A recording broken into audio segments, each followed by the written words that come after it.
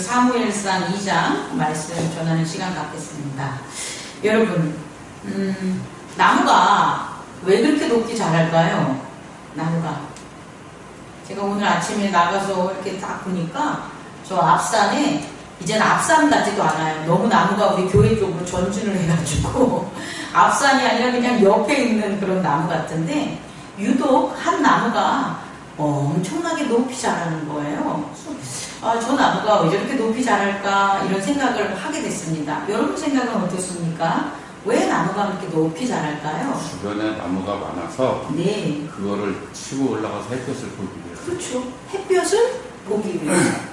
나무에는 잎이 있잖아요. 그 나무의 몸이라고 말할 수 있는 잎이 있는데, 잎이 하는 기능이 뭐냐라고 보면 광합성 작용이에요. 그러니까 광합성 작용은 빛을 받는 거니까 빛을 향하여 더 높이 올라가려고 하는 게 나무의 잎의 역할이라고 할 수 있겠죠. 그래서 빛을 더 많이 받으려고 하면 할수록 나무는 사실 어떻게 하는 거예요? 성장한다는 걸 알 수가 있어요. 빛을 많이 받으면 받을수록 나무는 어떻게 된다? 성장한다. 그런데 나무가 있잖아요. 빛을 받기 위하여 성장할 때 다른 나무를 침해하지 않아요. 우리 인간은 내가 높아지려고 하면 어떻게 합니까? 다른 사람을 죽이고 밟고 올라가는 경향이 있죠. 뭐가? 우리의 육체가. 그런데 나무들은 그렇지 않아요. 그래서 산이 예쁘게 생긴 거예요. 산이 예쁘게 생긴 것은 나무가 서로의 남은 잎들을, 가지들을 상하게 하지 않으면서 햇볕을 받기 위해서 햇볕을 따라서 모형이, 방향이 바뀌다 보니까 그 나무들의 모양으로 어떻게 되는 거예요? 산이 아름답게 있는 것을 우리가 알 수가 있겠죠. 그래서요, 저는 첫 번째로 나무는 있잖아요. 어떻게 자라냐면 보이는 곳에서 자라잖아요. 그죠? 보이는 곳에서 그의 모양과 그가 햇볕이 어디 있는지를 찾아서 자란다. 두 번째는 나무는 있잖아요. 나무 밑에서 있는 게 아니라 위로 자라기 때문에 그 위로 자라면서 공기라든지 햇볕이라든지 이런 곳에 좋은 상황에서 자라는 걸 우리는 볼 수가 있고요. 세 번째로는요, 그 좋은 상황과 보이는 곳에서 자라기 때문에 저는 나무의 그 맨 마지막에 있는 잎사귀, 맨 마지막에 나온 그 초록초록한 잎사귀들을 보면 우리가 뭘 느껴요? 즐겁고 기쁜 걸 느끼죠. 마찬가지로 나무도 우리가 즐겁고 기쁘듯 그도 즐겁고 기쁘게 자라는 것 아닌가라고 유추해 봅니다. 그래서 이 나무가 자라는 것이 뭐냐, 제가 신앙적 용어로 하면 공손이라는 거예요. 공손. 공손함이라는 것은 뭐냐 봤더니 우리의 몸이, 우리의 육체와 생활이 커지는 거예요. 성경 구약이나 신약에서 보면 기업이 번창하고 축복받는다는 의미는 결국 보이지 않는 곳에서 일어나는 게 아니라 보이는 곳에서 일어나는 거죠.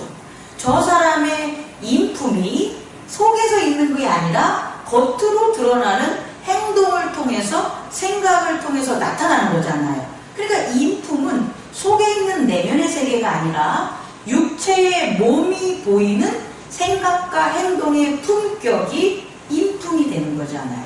이 인품이 성장한다는 거예요. 뭐를 따라서? 하나님의 은혜, 하나님의 자비를 받으면서 성장하게 되는데, 그 원리가 뭐냐고 보면 공손이라는 거예요. 공손. 하나님이 크시고 높고 강하고 위대하고 사랑이 넘치시는 그런 하나님을 향하여 뭐가? 나의 몸의 생각과 행동이 날마다 어떻게 하는 거예요? 자라는 거예요. 그래서 우리의 육체가 속한 교회와 우리의 육체의 영역인 기업이나 사업이나 이런 곳들이 성장하고 생육하고 번성하기 위해서는 반드시 공손이 있어야 된다는 걸 첫 번째로 깨닫는 저와 여러분 되기를 원합니다. 다시 말해, 여러분의 삶이, 여러분의 인격이, 신앙의 그런 몸이, 그 인격이 성장하려면 반드시 뭐가 필요하다? 공손이 필요하다는 거예요.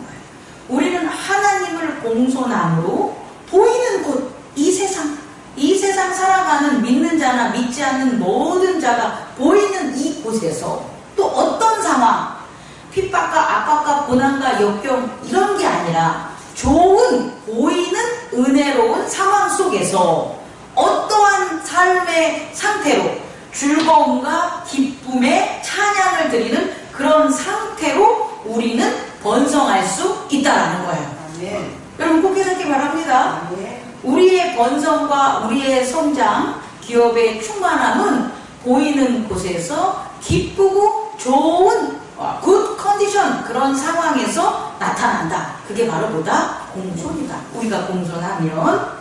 두 번째로는 여러분, 그런데요, 이렇게 공손함으로 하나님 앞에 나아가고 성장하는 기업, 다시 말해, 다시 비유를 하면 나무가 높고 더 크게, 더 아름드리로 자라게 하려면 꼭 필요한 게 있다라는 거예요.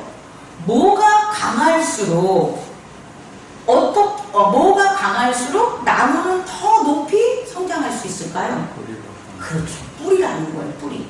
잎사귀가 강할수록, 잎사귀가 많을수록 나무가 성장하는 게 아니라는 거예요. 우리는 우리의 행동과 생각이 지식과 바르면 우리가 복을 많이 받고 우리가 번성할 거라고 생각할 수 있어요. 우리의 행동이 바르고 우리의 생각이 지식적이고 지혜로우면 당연히 하나님 나라의 높은 자로 성장할 수 있겠지라고 생각할 수 있는데, 나무를 보면 알듯이 그렇지 않다라는 거예요. 그렇게 성장하는 건 공손인데 하나님의 크심을 봐야지 그걸 받으려고 하는 그런 마음으로 우리가 성장하는 건데, 실질적으로 그것을 이루기 위해서는 우리의 뿌리가, 나무의 뿌리가 뭐하면 뭐할수록, 강하면 강할수록 더 높게 성장할 수 있다는 것을 우리는 깨닫기를 바랍니다. 두 번째로, 나무의 뿌리는 보이는 곳에 있어요? 보이지 않는 곳에 있어요? 보이지 않는 곳에 있다는 거예요. 마찬가지로 우리의 뿌리는 보이는 곳에 있지 않아요.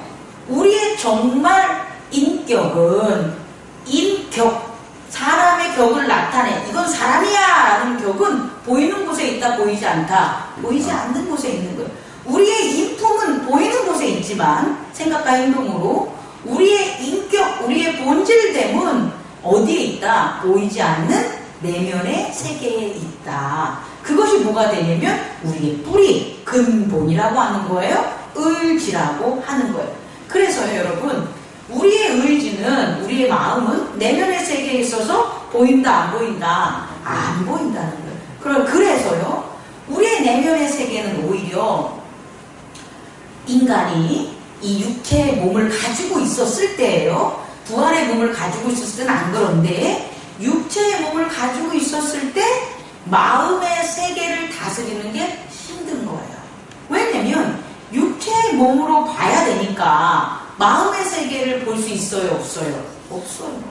마음의 세계를 보는 눈이 열리면 육체의 눈으로 안 보이는 거고, 육체의 눈으로 보면 마음의 세계의 눈이 감겨져 있는 거예요. 그래서 육체로 살아가는 동안 어려운 게 뭐냐면, 보이는 세계는 그냥 해결이 되는데 보이지 않는 마음의 세계, 의지의 세계는 보이지 않기 때문에 해결하기 힘든 거예요. 마치 어디처럼? 땅속처럼.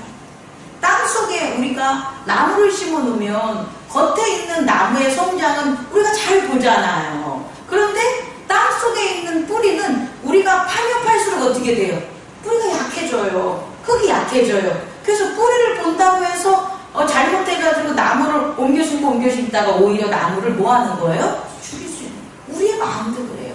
우리의 마음의 세계도 보이지 않는 세계이기 때문에 그 마음의 세계를 자꾸 들추려고 하고 그걸 갖다 어떻게 하든 보이는 세계로 통해서 계도하려고 하면 서로에게 뭘 줄 수 있어요? 상처 주는 거예요. 장로님의 마음의 세계, 권사님의 마음의 세계, 자녀의 마음의 세계, 부모의 마음의 세계, 목사의 마음의 세계, 성도의 마음의 세계를 자꾸 눈에 보이는 그런 육과 생각과 행동으로 자꾸 보려고 하면 오히려 마음을 어떻게 한다? 상처받고 약하게 하는 거예요. 그래서 힘든 거예요.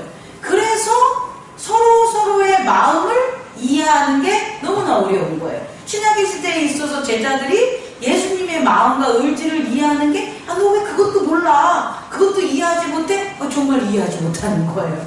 왜냐하면 육체의 몸이 살아있을 때 그것에 중점적으로 했을 때 마음을 이해하는 것은 너무 뭐하다? 어렵다. 그래서 두 번째로요. 이 내면의 세계, 다시 말해 나무로 말하면 땅속 세계에 있는 뿌리, 그 뿌리가 자라는 곳은 어떠냐면 잎사귀가 자라는 것과 좀 틀려요. 어쩌냐면 잎사귀는 보이는 하늘에서 자라고, 하지만 뿌리는 보이지 않는 땅속에서 자라고, 그리고 잎사귀는 공기와 바람과 햇볕이라는 그 좋은 환경 속에 살고 있지만 이 땅속에 있는 환경은 그렇지 않다는 거예요. 물이 많으면 습하고 물이 없으면 마르고 돌이 숨겨져 있고 또 전혀 다른 것들이 그 땅속에 뭐하는 거예요? 있기 때문에 어렵고 고난과 역경이 있다는 것을 우리는 알아야 돼요. 그런 상황의 어려움이 내면의 세계다, 마음의 세계다라는 것을 깨닫는 저와 여러분 되길 원해요. 그래서요, 이 내면의 세계에 뿌리가 강해지기 위해서는, 뿌리가 엉키거나 다치지 않고 자라기 위해서는, 우리의 마음이 뿌리를 잘 뻗기 위해서는 뭐가 필요하냐면 겸손이 필요한 거예요. 공손이 하나님의 은혜 가운데 향하는 그와 같은 하나님의 높음이라면, 겸손은 나의 연약한 환경, 나의 어려운 그런 뿌리의 확장, 강해짐, 그것을 위해서, 내가 강해지기 위해서, 나의 어려움이 강해지기 위해서 필요한 게 뭐가 되냐면 겸손이라는 것을 깨닫는 저와 여러분 되기를 원합니다. 내 내면의 세계에 내가 태어나면서 성장하면서 겪었던 트라우마, 그리고 내 내면의 세계에서 내 의지를 자꾸 억압하고 이렇게 힘들게 만드는 오욕칠종의 세속적인 것들, 그런 것들이 나를, 보이지 않는 내 마음을 뭐 한다는 거예요? 돌짝으로 혹은 가시떨기로 나를 갖다가 공격하고 있다는 거예요. 그래서 그것으로부터 내가 더 강해지고 더 넓혀지기 위해서 우리에게 필요한 게 뭐라고요? 겸손이야. 내 뿌리가 상하지 않으면서 강해지고, 내 뿌리가 다른 뿌리를 갖다가 죽이지 않으면서 좋은 땅을 찾아서 뻗어나가는 유일한 방법은 뭐밖에 없다? 겸손밖에 없다는 것을 깨닫는 저와 여러분 되기를 원합니다. 그래서 여러분, 육체의 생각과 행동, 다시 말해 육체의 몸이 하는 생각과 행동이 높아지고 강해지고 풍성해지고 그런 것들은 뭘 통해서 아니면 그 사람의 공손한 육체의 생각과 행동을 통해서 알 수가 있는 거예요. 우리가 이렇게 살면서 목사님이나 장로님이나 여러분들이 뭐하다면 주님 앞에, 하나님 앞에, 그리고 성도 앞에, 교회 앞에, 서로 앞에 뭐하다면 공손하다면 이 사람의 기억은 어떻게 되는 거예요? 이미 충만하고 성장한다는 걸 우리가 알 수가 있어요. 그런데 공손하지 않으면, 아이 앞에서 공손하지 않으면, 새로운 사람들, 성도들 앞에 공손하지 않으면, 무지하거나 없는 자들 앞에 공손하지 않으면, 높은 자와 가진 자와 지식 있는 자들 앞에 공손하지 않으면 이 사람의 기업과 이 사람의 그 삶에 보여주는 육체의 몸의 삶은 성장하지 못해요, 여러분. 그리고 성장하지 못하는 걸 우리는 깨달아야 된다는 걸 여러분에게 전하고 싶습니다. 그게 공손인 거예요. 공손하면 할수록 어떻게 된다? 성장하고 번성할 수 있다는 것을 깨닫는 저와 여러분 되기를 원합니다. 또 하나는 뭐한 사람일수록 겸손, 나를 낮아지고 낮아지는 사람일수록 그 사람은 어떤 환난과 역경과 고난이 와도 흔들리지 않는 사람이구나, 강한 사람이구나 라는 것을 우리는 깨달아야 돼요. 우리가 겸손하면 겸손할수록 저 사람은 지금 그 나타나는 게 단지 잎사귀나 그런 몸뚱이가 작다 할지라도 그 사람의 뿌리가 뭐하다는 걸 알 수가 있는 거예요. 튼튼하다는 걸 알 수가 있는 거예요. 그래서 그 사람은 언젠가는 어떻게 된다? 공손함, 하나님의 은혜를 받아서 더 큰 나무로 자랄 수 있겠구나 라는 걸 우리는 확인해야 돼요. 또 우리도 마찬가지예요. 우리가 살아가는 지금 현실이 그렇게 흠행하고 어렵고 복에 대한 어떤 여러 가지 상황에 대한 게 안 보인다고 할지라도 우리가 겸손하고 겸손함의 그 마음의 뿌리가 있다면 성장하는 것은 시간 문제라는 것을 깨닫는 저와 여러분 되기를 원합니다. 그래서 내면의 세계, 마음의 세계에서는 겸손함을 발견해야 되고 추구해야 되고, 외연의 세계에서는 어떻게 해야 된다? 공손함으로 생각하고 행동하는 저와 여러분 되기를 원합니다. 아멘. 세 번째로 오늘 말씀을 이제 마치려고 하는데요. 구약에 있어서 또 신약에 있어서 이러한 공손과 겸손이 적용이 됐다는 거예요. 어떻게 구약의 시대와 신약의 시대에 이와 같은 공손과 겸손이 적용이 됐냐를 살펴보면, 구약의 시대에 있어서의 공손은 뭘 것 같아요, 여러분? 어떻게 해서 그들이 공손할 수 있었을까요? 그렇죠. 그걸 한 단어로 하면 율법인 거예요.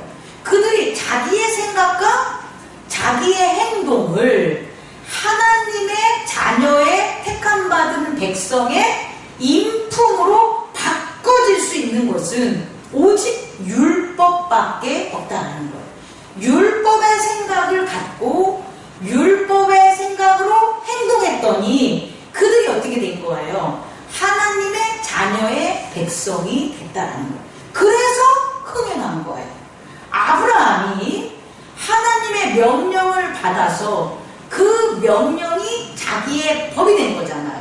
그래서 갈대아 우르에서 떠난 거 아니겠습니까? 그리고 하란을 통해서 가나안으로 간 거잖아요. 이것들이 누구의 생각과 누구의 행동을 따른 거냐면 하나님의 생각과 하나님의 행동을 따른 거잖아요. 그걸 한 단어로 말하면 뭐가 되는 겁니까? 율법이 되는 거예요. 다시 말해, 우리는 공손해질 수 있는 것은 구약에 있어서 율법 아래 그들이 공손해진 것처럼 신약에 있어서 예수 그리스도의 법에, 성령의 법에 우리가 뭐 해야 되는 거예요? 성령의 법으로 생각하고 성령의 법으로 행동할 때에 우리는 공손할 수 있다는 거예요.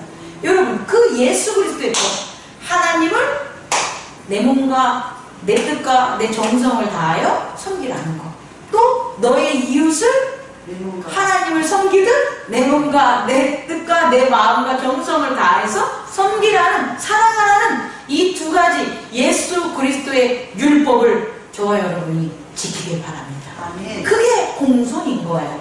그렇게 됐을 때 흥행하고 성장하고 높이 자라는 하나님의 나라의 나무같이 성장하지 않으면 저한테 따지러 오세요. 저도 마찬가지로 공손함으로 제가 하나님 예수 그리스도의 율법 그 계명을 따르는데도 제가 만약에 성장하지 않는다면 그럼 하나님이 틀리신 거겠죠. 하지만 그렇지 않다라는 거예요. 우리가 역사적으로 모든 사람들, 믿음의 선조들을 봤을 때 예수 그리스도의 율법을 지킨 자들, 그의 계명을 지킨 자들은 성경에서 증언하듯이 다 어떻게 됐어요? 교회에서 다 높이 성행하고 높이 성장했던 걸 우리는 볼 수가 있죠.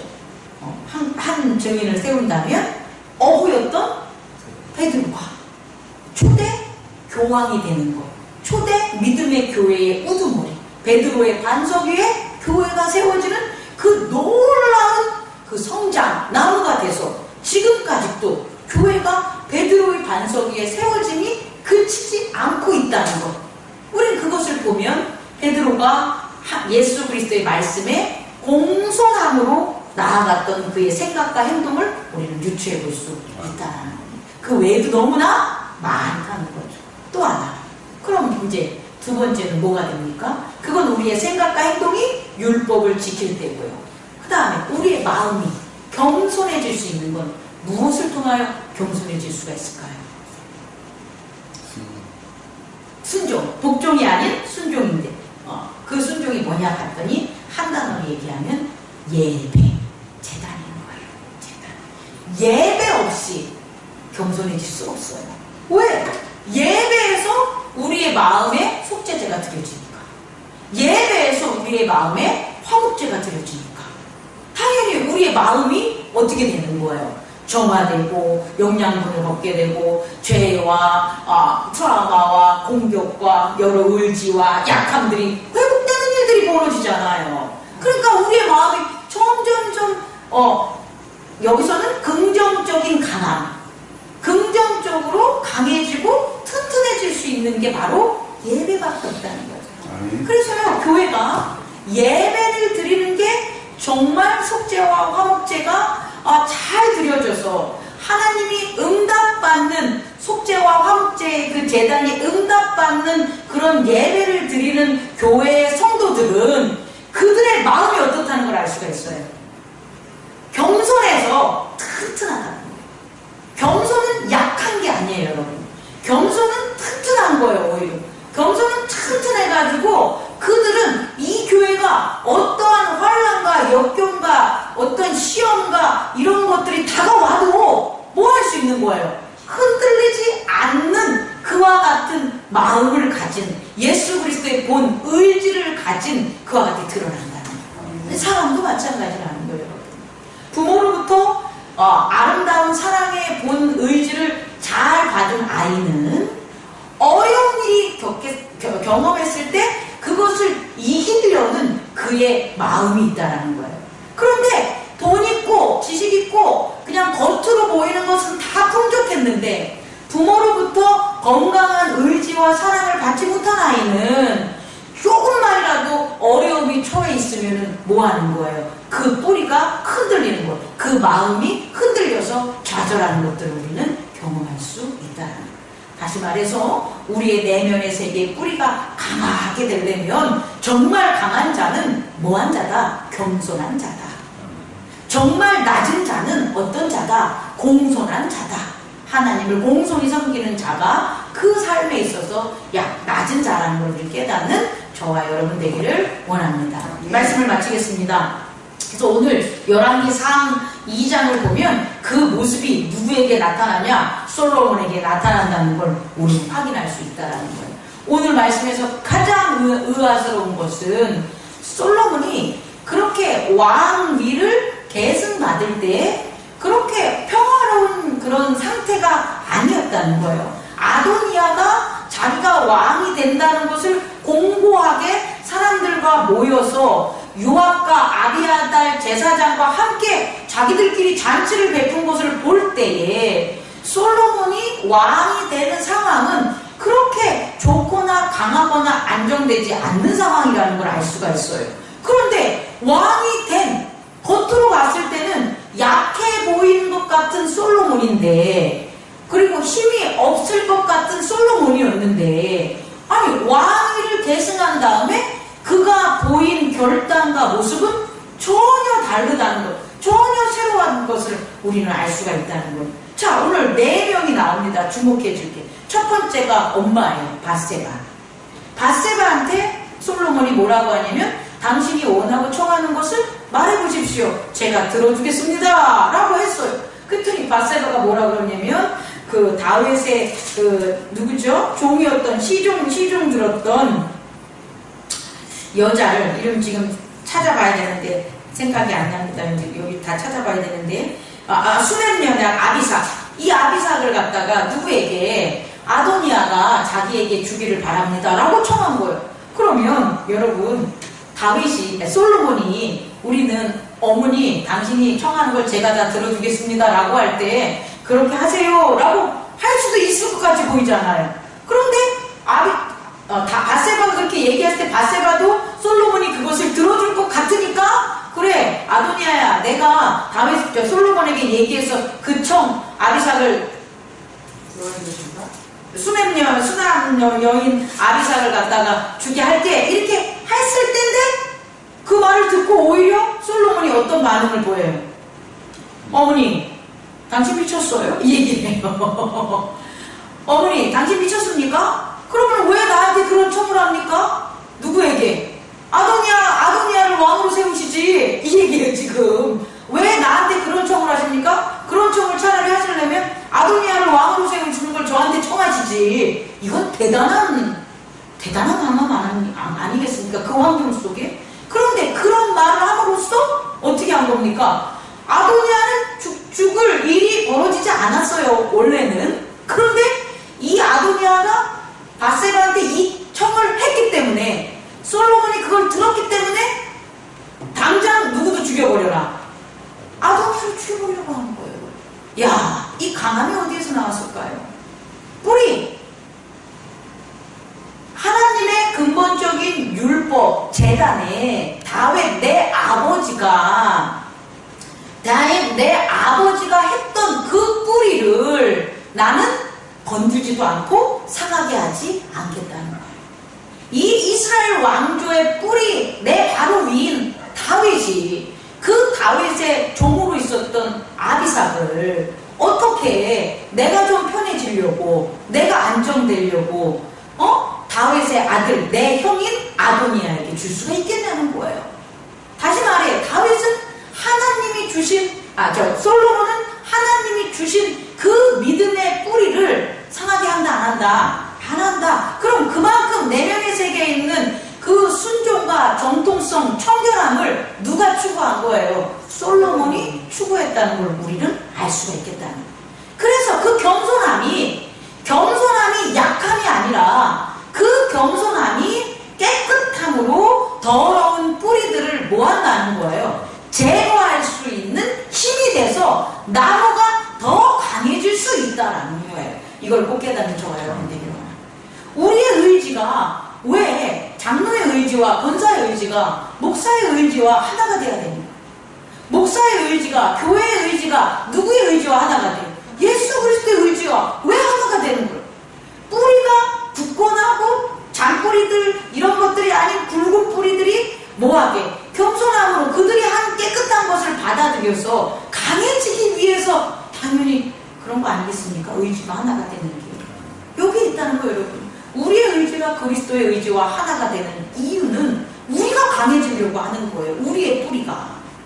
여러분 꼭 깨닫게 말합니다. 그래서 겸손함으로 이 일을 한 거예요. 너무 멋지지 않습니까?